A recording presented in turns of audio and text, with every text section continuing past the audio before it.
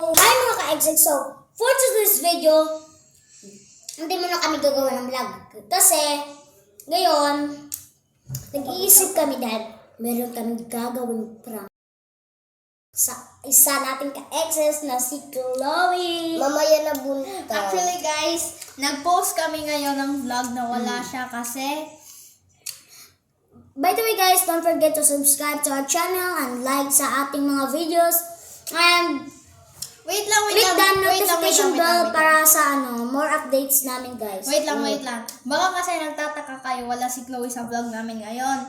Kasi Dahil nakatulog siya sa balay nila. Yes. Sa bahay nila. So yun, napag-isipan namin tatlo. Isa, dalawa, tatlo. Na ipaprank namin si Chloe gamit ang Bread. tinapay. You want how? With sili. Tapos, wait lang. Para iiyak siya.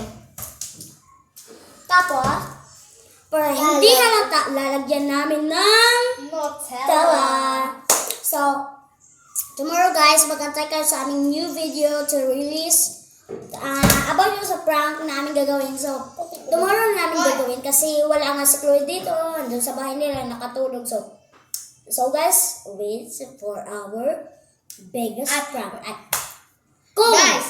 Kung magtagumpay, ang aming subscribe prank kayo ha. kay Kailangan Chloe, subscribe. ang kapalit nun, Wag lang kayo mag-view. kayo. Wag lang kayo mag-view sa mga vlogs namin. Kailangan subscribe din kayo. And like. Yes. And also sa Facebook guys, meron kaming Facebook account, Exes Vloggers. Ganun din yung profile Roblox account. So, please don't forget to follow and like. Thank you. Thank you.